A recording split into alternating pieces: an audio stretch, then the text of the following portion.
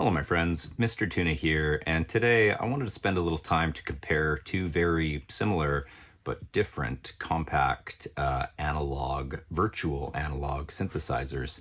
We're checking out the KORG MicroKORG2 and the Roland GAIA 2.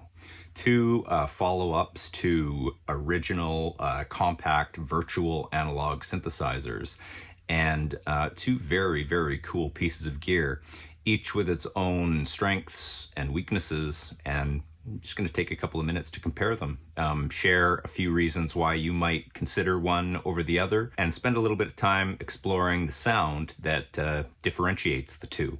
So to get started, I'm just going to grab the GAIA 2 here because it's right in front of me.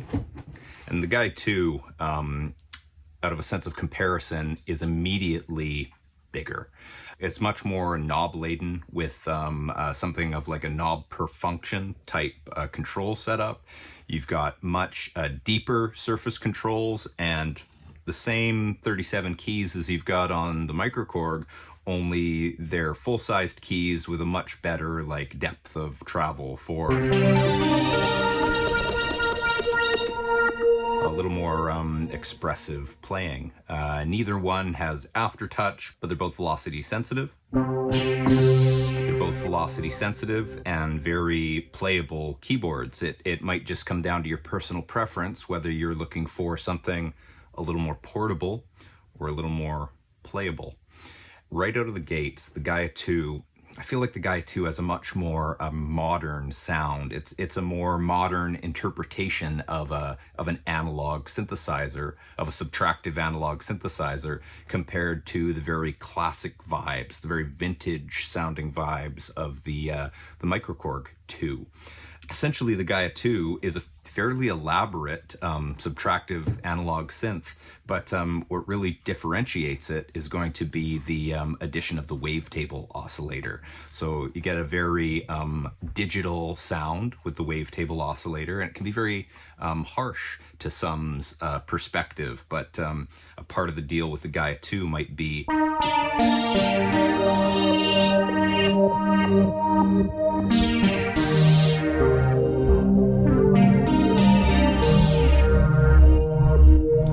the GAIA 2 is taming that sound and sort of making it your own. That's not to say that the GAIA 2 doesn't have a lot of like classic Roland legacy built into it. In addition to the standard internal sound engine, you can load in any number of model banks. I've got the stock SH101 on here, but you could get the JX8P or any number of classic Roland analog synths in there, and have your classic sounds and your modern sounds on the GAIA 2 side of things all together in one simple and capable synthesizer. A big draw, I would say, for both of these synths is the portability factor. And while the MicroKORG2 is a little smaller, a little lighter, has the addition of the 6 AA batteries to power the thing and take it on the go, you might be surprised at how portable and how easy it is to take the GAIA 2 along with you wherever you might choose to go as well. Not only can you power it via the standard power cable that's included there, but you can power the GAIA 2 over USB-C. You can send audio, MIDI, and power all with one cable on the GAIA 2. And that means powering it from something like your iPad or your phone, or just plugging in at your laptop and going.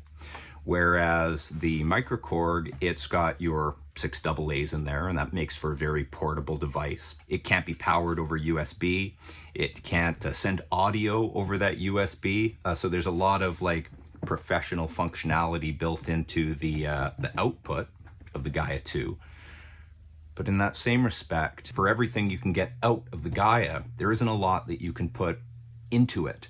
The real advantage with something like the MicroKORG is all of its input functionality. So not only do we have our microphone here, we can use a number of inputs. We've got our condenser mic and a dynamic mic input. We've got an auxiliary input for running in other pieces of gear, like a drum machine or another synthesizer like the Gaia 2. And so you can play stuff into the microKORG where there's no option to input on the Gaia 2 other than through USB.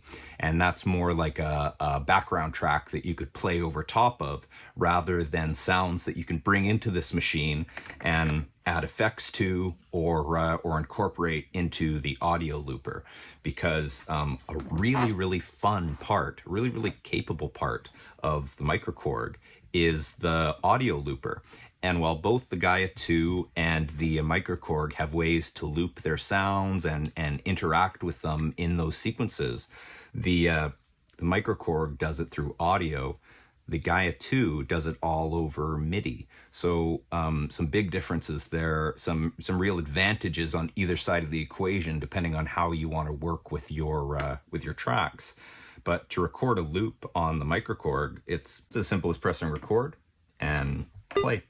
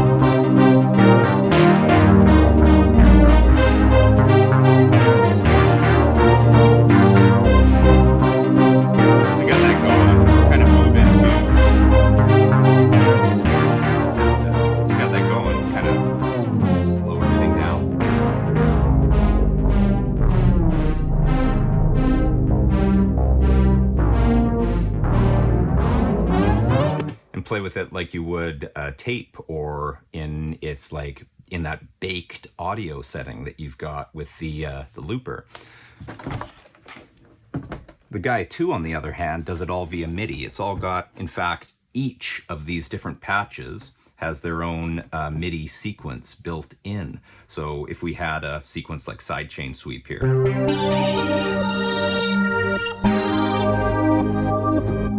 we're just going to press start. Just play it in the background. And that lets us play with the controls live instead of being baked in like we've got on the microKORG. Bring that cutoff down. Take our envelope depth down.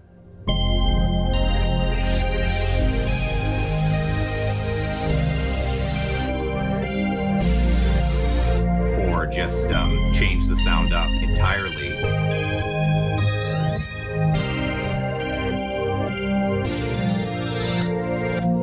Very easy to make things just go random.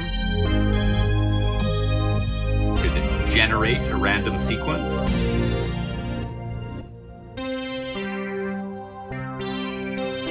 Maybe we speed it up a little. But where the microKORG has a lot that you can put into it, the Gaia has a lot that you can push out from it, like a better output section. We touch base on the USB there, but we've got an extra headphone output. And then we've got our USB memory out that you can put in for patches or for the USB wireless control. But little known fact, you could actually plug in an extra MIDI controller, a pad controller maybe, or any standard USB MIDI controller is just going to plug into that USB-A plug there and give you some extra control over the synth that you might not have otherwise had. So the Gaia 2, a little more professional in how it's designed to connect out to the studio. The microKORG, a little more fun in how it's designed to take gear and sort of record into it. Although you might find that plugging into a computer is a lot easier with the Gaia 2 because you've just got to plug into the USB port, whereas with the microKORG2 you might need an extra audio interface. You might need a digital analog converter to plug this into so that you can get sounds into your computer. The Gaia 2 is a more powerful synth in the sense that it has 22 voices. The Korg, it's only got 8 voices, but a big advantage to the microKORG is that you can layer and you can split and you can get multi-timbral with them. You could have 2 layers stacked on top of each other, where the Gaia 2 is... where the Gaia 2 is purely a single timbre at any given time. There's no layering or adding sounds on top of each other. You have more voices to play with, 22 versus 8.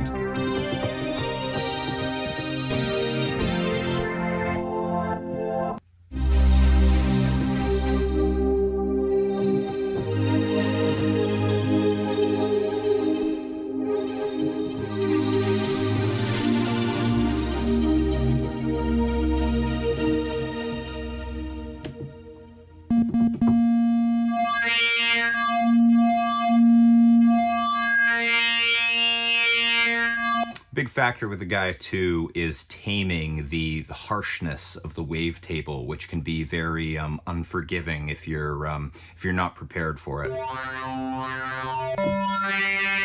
So long as you're thoughtful of that, the sounds really come together in a pleasant sort of way.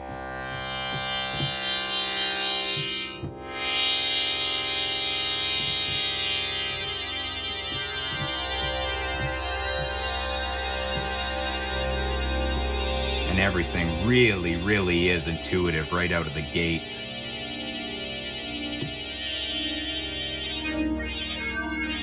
Not to mention we've got our super saw.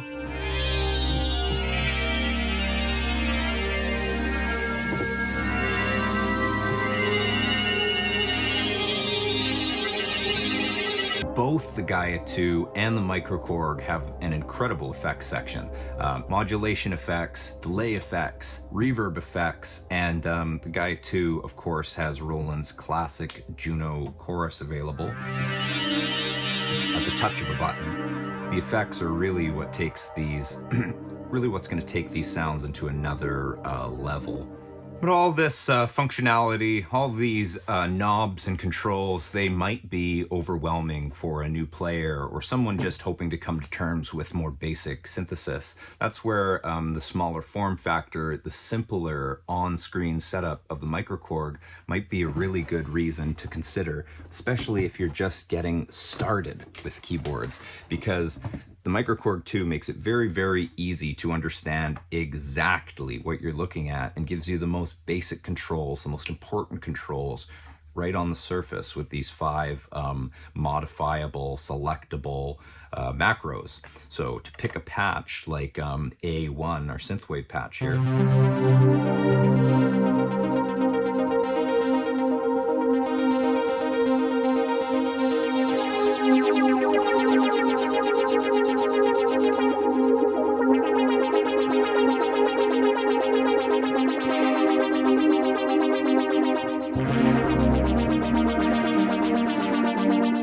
and then once you need to get deeper, the thing's very intuitively designed in a way that it's just a button press or two to get exactly where you need to be in a very graphically obvious way. So every time I press a button, the screen's going to tell me exactly what knob I'm moving and what it's going to do. A couple of double taps to get us into different arpeggiation modes or our global control settings. But it's all very obvious in a way that goes even beyond the original microKORG with its matrix controls. They're easy to immediately sort of dial in and look at, but a lot less memory is involved because it's simple on the very obvious screen here. Another big factor to the microKORG2 is the vocal processor that's built in. So not only is there a vocoder like you'd find standard on the original microKORG, but you've got a harmonizer and a hard tuner. So if I load those guys up, I could talk in here and get some different robot effects. Unfortunately, you can't play the synth and use the vocal processor at the same time. You've got to use one or the other. So if you're adding it into your loops, or if you're just using it as a vocal controller, you're going to have to decide which of those two that you need at the time being. Easy to switch, just with a simple on-off switch of the front panel here. Same goes for any of the effects. Very easy to turn those on and off and get deeper with the effects by holding the button on either side. The MicroKORG2 may be simplified compared to something very in-depth like the Gaia 2, but it sounds incredible. And it sounds very classic and warm, like a proper analog synthesizer should. There's a number of categories: classic, modern, future. Somebody might hope for better classification of certain types of sounds, like leads and bass and pads, instead of your pop rock or your funk soul or your hip hop R&B. But what I found is that once you get into setting like bass on number 2 here, it's just a matter of going through the different banks, and every number 2 is going to be a bass. You just switch over to this one. A little less bassy actually, but here's another one.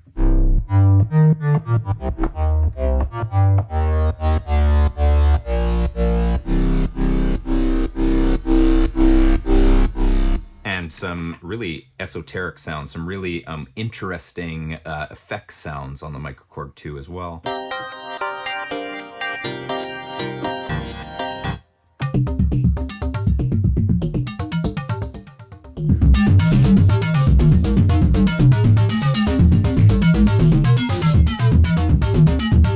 Pretty cool.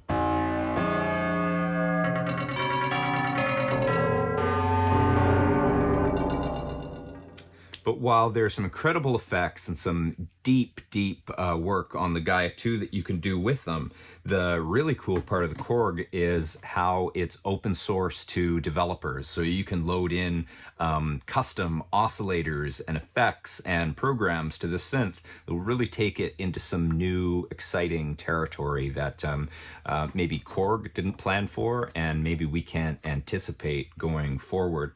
I don't have anything special loaded up on here for now, but if I move into the reverb section, maybe hold it down here, move into the reverb section, we could scroll over to the user section and play around a little bit. But one of my favorites, and a very cool reverb on the MicroKORG2, we've got this low res reverb, so let's try that out.